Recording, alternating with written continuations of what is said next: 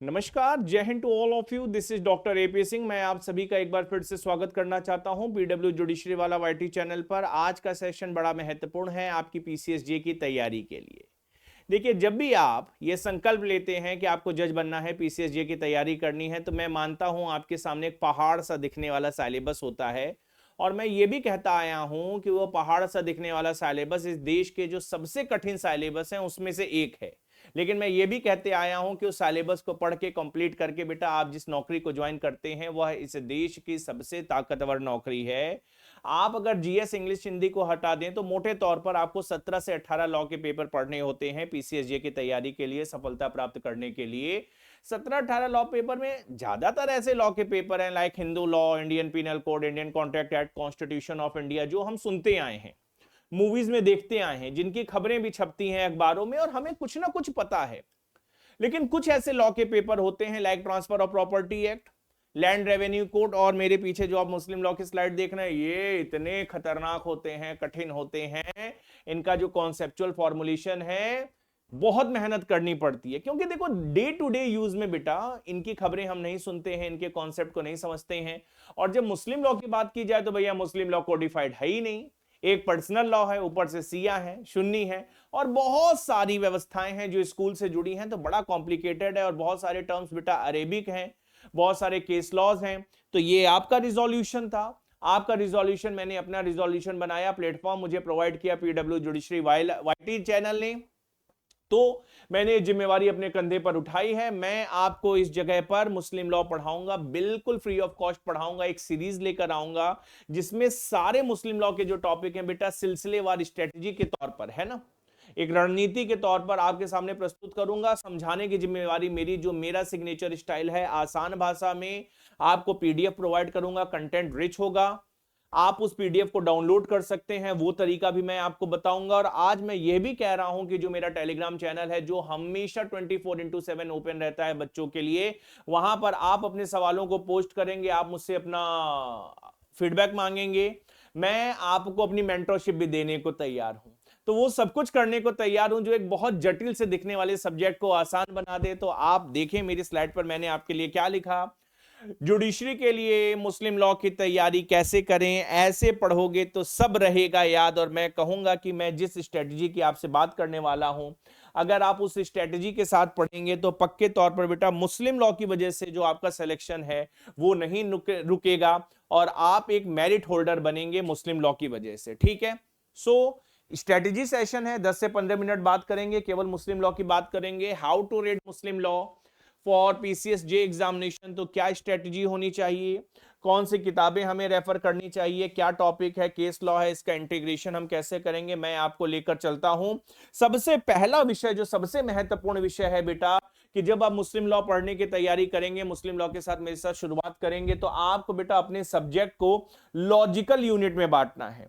तो जो core areas हैं हमें उनका चुनाव करना है, हमें पूरा पर्सनल लॉ नहीं पढ़ लेना है, हमें पेरिफेरल छोड़ देना है, हमें केवल कोर लॉ पढ़ना है। और कुछ इस तरीके से पढ़ना है कि जहां आपको पता होना चाहिए कि क्या टॉपिक है, टॉपिक के अंदर क्या सब क्लासिफिकेशन है, मैं आपके लिए लेकर आया हूं।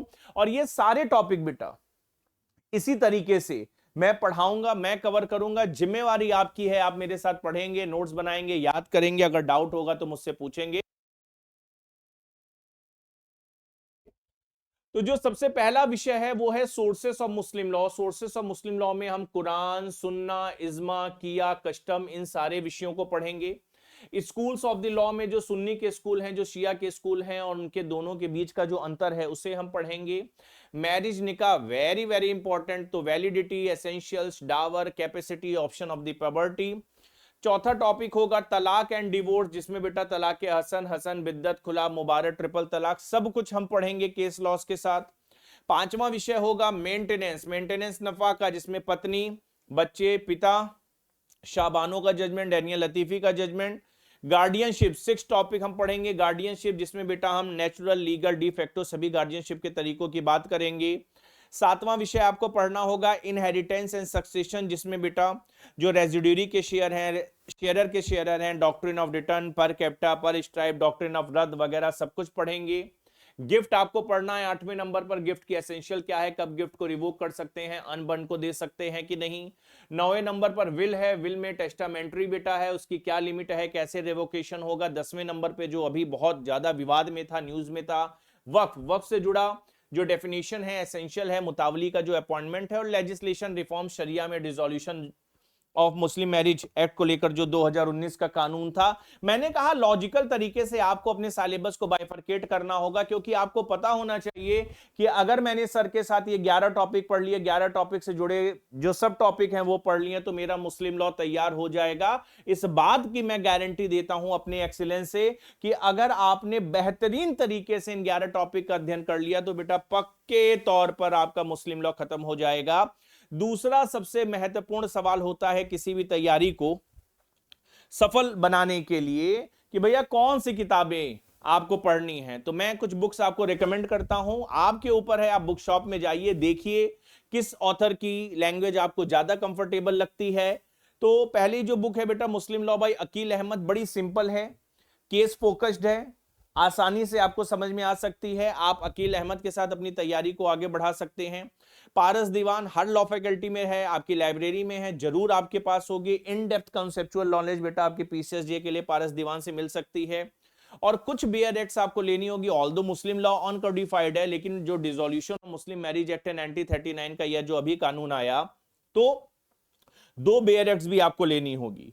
तो पीसीएसजे के लिए अकील और पारस मुझे लगता है it will be more than sufficient, इससे ज्यादा आपको परेशान होने की जरूरत बिल्कुल नहीं है। ठीक है, चलिए तीसरे नंबर के पॉइंट को समझते हैं, मेक योर ओन नोट्स। अब आपको समझना होगा बेटा नोट्स मेकिंग एक्सरसाइज बहुत जरूरी है। मैंने आपके लिए क्या लिखा, आपको जितने भी दिन मैं पढ़ाऊंगा, जितने भी वीडियोस आपको मिलेंगे, right topic wise note, definition, case law differences including the Arabic term, इद्दत, हिबा, तलाक बिद्दत। देखो भैया ये जो नोट्स मेकिंग एक्सरसाइज है, इसके बिना आप पीसीएसजे में सफल नहीं हो सकते। आपके जो अपने नोट्स मेकिंग है वही आपकी जो एक्टिव लर्निंग होती है, एक्टिव लर्निंग को बेटा इंश्योर करेंगे। आप क्विक रिवीजन कैसे करेंगे, अपने हाथ से लिखे हुए नोट्स, अपनी भाषा में चुने हुए नोट्स से, उसी से बेटा क्विक रिवीजन हो सकता है। तो चाहे वो रिवीजन हो, चाहे कॉन्सेप्चुअल क्लैरिटी हो, चाहे एक्टिव लर्निंग हो बेटा, और एट द एंड आपको जरूरत है एक ऑर्गेनाइज्ड स्टडी की, मतलब बहुत कुछ रहेगा, लेकिन आपको पता है भैया मैंने अपने नोट्स अगर पढ़ लिए, मुझे किसी किताब को देखने की जरूरत नहीं है, मुझे किसी कंटेंट को देखने की जरूरत नहीं है। तो ये आपको जरूर इंश्योर करना है मुस्लिम लॉ की जर्नी में कि आपको अपने नोट्स बनाने हैं, क्योंकि प्रैक्टिस ही बेटा आपको प्रोग्रेस, आपकी प्रोग्रेस को इंश्योर करेगी, है ना। तो जब तक लिखोगे नहीं, जब तक याद नहीं करोगे, तब तक सफलता नहीं मिलने वाली मुस्लिम लॉ में। Point number 4, concept plus case law integration. अब आपको ध्यान से यह समझना होगा, मुस्लिम चूंकि बेटा पर्सनल लॉ है, मुस्लिम पर्सनल लॉ कोडिफाइड है नहीं, तो सुप्रीम कोर्ट, हाई कोर्ट के आपको ऐसे तमाम जजमेंट्स मिलेंगे जिनकी वजह से मुस्लिम पर्सनल लॉ में बहुत ही ज्यादा प्रोग्रेसिव इनकॉर्पोरेशन हुए हैं। आप मेंटेनेंस की बात कर लो, शायरा बानो की, जो शादी को लेकर एक से ज्यादा शादी जो हिंदू कन्वर्ट कर लेते हैं, तो जो मिसचीफ है, Sarla Mudgal, Daniel Latifi versus union of India की बात कर लो, ट्रिपल तलाक को अनकॉन्स्टिट्यूशनल डिक्लेयर किया गया शायरा के केस में। तो मुस्लिम लॉ में वैसे भी case law they are very very important, लेकिन मुस्लिम लॉ में बेटा मैंने कुछ केस लॉज भी आपके लिए लिखे हैं, आपको जरूर उसे पढ़ना है, उसको इंटीग्रेट करना है और अपने कॉन्सेप्ट के साथ उसे जोड़ना है। This is very very very important. ठीक है, पॉइंट नंबर 5, जो तस्वीर है उत्तर प्रदेश लोक सेवा आयोग प्रयागराज की है, बड़ी वैकेंसी आने वाली है यूपी में। तो आप यह समझिए, ये जो पास्ट ईयर पेपर प्रैक्टिस है, मैंने आपके लिए लिखा solve past 15 to 20 years PCSJ paper. आप किसी भी स्टेट लेवल एग्जामिनेशन को उठाकर देख लें, 2 ही सबसे बड़े एग्जाम है, एक होता है पीसीएस, एक होता है पीसीएसजे। अभी यूपी की बात कर लें, यूपी में अभी पीसीएस का एग्जाम हुआ है, मेरे तमाम बच्चों ने पार्टिसिपेट किया, मैंने आपको बताया भी था फाउंडेशन बैचेस में। डायरेक्ट सवाल मिलेंगे, जो प्रीवियस ईयर क्वेश्चंस हैं डायरेक्ट सवाल मिलेंगे। आप पीसीएसजे को उठा के देख लें बेटा, आपको डायरेक्ट सवाल मिलेंगे। तो आपको 2 नहीं, 4 नहीं, 10 नहीं, कम से कम 20-25 साल के पेपर ले आओ, उठा ले आओ, खरीद के ले आओ, देख लो। निकाह से क्या सवाल पूछे गए, डिवोर्स से क्या पूछे गए, वक्फ से क्या पूछे गए, इनहेरिटेंस से क्या पूछे गए, आपको पता इतना तो मुझे पढ़ के जाना ही जाना है। अगर आपने ऐसा कर लिया तो मैं गारंटी ले रहा हूं बेटा, जब आप एग्जामिनेशन में बैठोगे तो you will not get surprise कि अरे ये तो मुझे आता ही नहीं, तुम्हें पता है अरे ये पूछा गया था, उधर से थोड़ा ले लिया, इधर से थोड़ा ले लिया, नया सवाल बना दिया कुछ। अभी मैं सवाल दिखाता हूं, डायरेक्ट सवाल आपको मिलेंगे। और सबसे बड़ी बात है, जब आप पीवाईक्यू को अप्रिशिएट करते हैं, उसका अप्रेजल करते हैं, तो बेटा आप थ्योरी को आइडेंटिफाई कर पाते हैं, प्रॉब्लम बेस्ड सवालों को बेटा आइडेंटिफाई कर पाते हैं। क्योंकि बहुत बार एग्जामिनर ऐसा होता है कि बिहार से एक पोर्शन ले लिया, यूपी से ले लिया, कहीं और से ले लिया, और उससे अप्लाइड बेस्ड क्वेश्चन दे दिए, तो आप तो तैयार रहेंगे क्योंकि आपने पीवाईक्यू का अप्रेजल किया, अपनी तैयारी आपने पीवाईक्यू के बेसिस पर की है। और जो पीवाईक्यू होते हैं बेटा, आंसर्स के फ्रेमिंग में, लीगल प्रिंसिपल्स में, केस लॉज, क्या लिखना है क्या नहीं लिखना है, आप एंटीसिपेट कर सकते हैं, खुद को तैयार कर सकते हैं। तो 5वें नंबर की रणनीति होगी मुस्लिम लॉ में कि आपको पीवाईक्यू बहुत बढ़िया तरीके से करना है। देखो कैसे सवाल पूछा जाता है, what are the sources of Muslim law, discuss the main provision of Shariat act, Sunni Shia school में बेटा डिफरेंस क्या है, एसेंशियल कंडीशन क्या है मैरिज की, खयारे उल बुलुग कंसेंजुनिटी रिजा क्या है, वैलिड इरेगुलर वॉइड मैरिज क्या है बिहार में, यूपी में। मैं जो पढ़ाऊंगा आपको लगेगा गुरुजी कोई ना कोई तो पीवाईक्यू पढ़ा रहे हैं, क्योंकि मुझे पता है यही सवाल पूछा जाएगा।